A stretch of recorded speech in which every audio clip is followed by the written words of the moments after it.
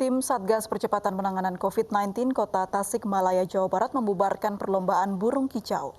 Pembubaran dilakukan karena peserta lomba tidak mematuhi protokol kesehatan saat pandemi COVID-19.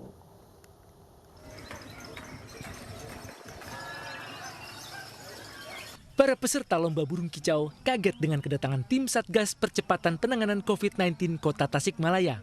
Tim Satgas langsung meminta panitia lomba menghentikan kegiatan karena para peserta berkerumun, tidak menjaga jarak, dan banyak yang tidak mengenakan masker. Selain itu, kegiatan ini juga tidak berizin. Para peserta pun membubarkan diri dengan menurunkan sangkar burung yang masih terpasang di arena lomba. Tak sedikit peserta yang kesal mengembalikan tiket pendaftaran karena merasa dirugikan. Sudah kita tanya sama penyelenggara bahwa mereka tidak mempunyai izin. Lagi seperti Kota Tasik ini zona merah. Jadi saya selaku padal, saya ambil kesimpulan langsung saya suruh segel. Langsung saya bubarkan. Tidak ada lagi kerumunan di khususnya di penyelenggara burung ini. Selain membubarkan kerumunan lomba burung kicau, petugas juga menyegel ruangan panitia selama 3 hari ke depan. Hal tersebut dilakukan petugas untuk memberikan efek jera kepada panitia. Dari Tasikmalaya, Jawa Barat, Asep Juhariano, iNews melaporkan. Petugas Pol PP kembali merazia para pelanggar protokol kesehatan di Pasar Senen, Jakarta Pusat. Dalam razia ini, sejumlah pengendara sepeda motor terjaring razia dan dikenakan sanksi sosial.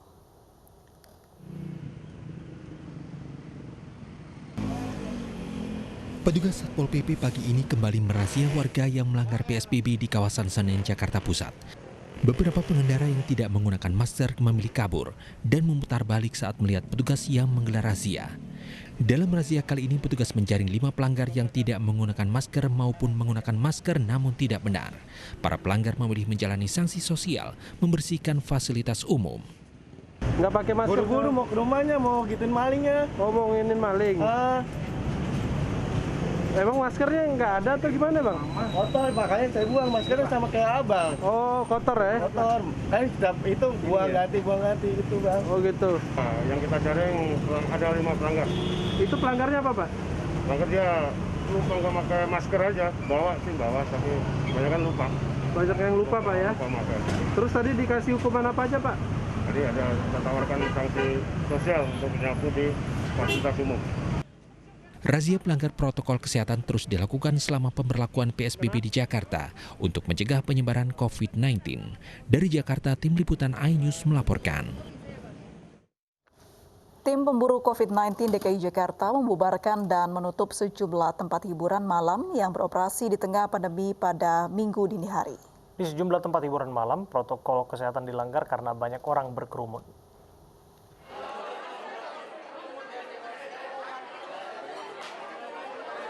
Sejumlah tempat hiburan malam di DKI Jakarta dirazia tim Satuan Tugas Pemburu COVID-19. Salah satu tempat hiburan malam di kawasan SCBD Jakarta Selatan dipadati pengunjung tanpa memperdulikan social distancing. Begitu juga di tempat hiburan malam di Senopati. Bahkan petugas mendapati seorang selebritas di dalam kerumunan.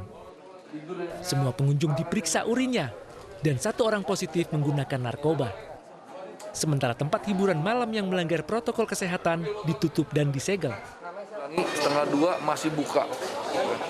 Udah melebihi jam daripada peraturan pemerintah daerah Provinsi Jakarta. Terus dia tidak sesuai dengan PSBB. Tempatnya kecil, manusianya melebihi kapasitas. Bahkan yang 50% pun juga dilanggar total. Tanda silang ini digunakan hanya untuk kalau ada pemeriksaan. Dan ini pun tidak tempel di kursi.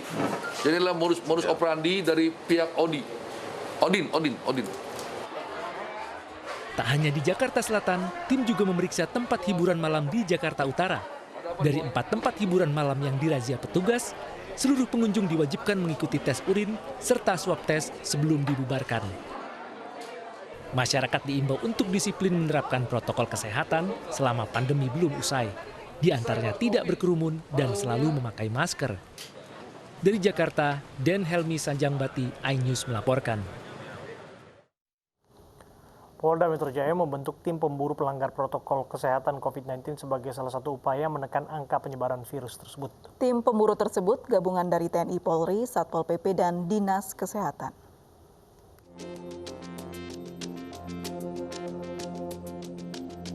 Masih tingginya angka penyebaran COVID-19 di Jakarta dan banyaknya pelanggar protokol kesehatan membuat Polda Metro Jaya, Kodam Jaya, dan Pemprov DKI Jakarta membentuk tim pemburu pelanggar protokol kesehatan COVID-19. Nantinya tim ini akan memantau dan menjemput langsung jika ada pasien positif yang masih berkeliaran ataupun menindak secara hukum pelanggar protokol kesehatan. Kalau ada kerumunan, kalau ada tindakan-tindakan awal yang akan menyebabkan terjadi kerumunan, maka tim ini akan bekerja. Kami tidak akan menunggu masalah, tapi sebelum terjadi masalah, maka tim ini akan turun. Mudah-mudahan dengan soliditas, sinergitas, kolaborasi antara TNI, Polri, kemudian dengan pemerintah Provinsi DKI, kita bisa mewujudkan Jakarta yang sehat dari COVID-19. Siapapun yang melanggar, kita akan tindak dengan tegas. Pembentukan tim pemburu pelanggar protokol kesehatan COVID-19 ini juga akan membantu jalannya operasi justisi yang digelar oleh pihak kepolisian, TNI, dan Satpol PP. Namun yang berbeda, tim pemburu COVID-19 akan bertindak lebih tegas dengan penerapan hukum bagi pelanggar, serta tidak segan-segan untuk langsung menjemput orang positif COVID-19 yang masih berkeliaran. Tetapi masih ada terjadi peningkatan, berarti adanya kekurangan disiplin dari masyarakat.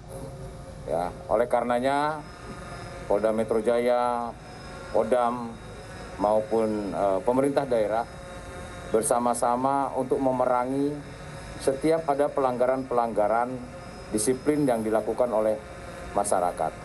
Maka dibentuklah tim ini sehingga tidak ragu-ragu lagi.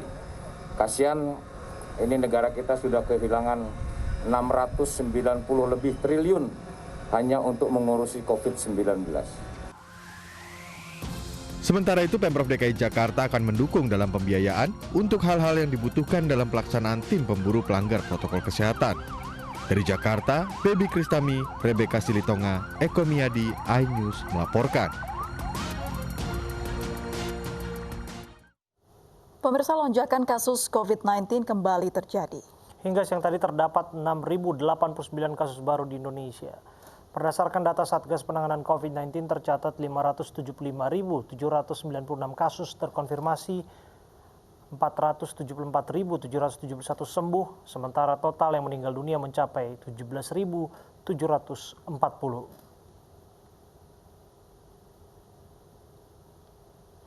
PT MNC Guna Usaha Indonesia atau MNC Leasing kian matang menembus kompetisi dunia usaha yang tengah didominasi basis digital. Kini MNC Leasing akan memperkuat platform aplikasi sebagai salah satu langkah untuk terus meningkatkan pelayanan kepada nasabah.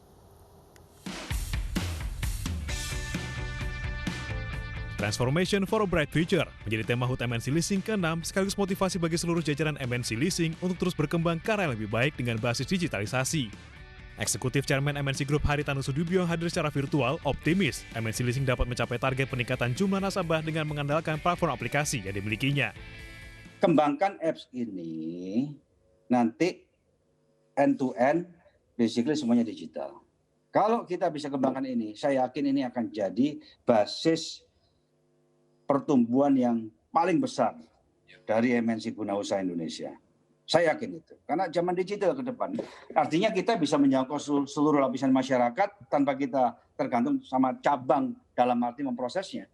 MNC Guna Usaha, kita sebenarnya ada 3 core produk ya. Jadi MNC Leasing atau as-is bisnis kita sekarang, jadi pembiayaan untuk alat berat, untuk alat kesehatan, machinery. Kemudian kita ada MNC Guna Usaha yang fokus di supply chain financing nanti ke depannya. Dan satu lagi yang baru dan akan jadi andalan kita di retail, produk haji atau siap haji namanya.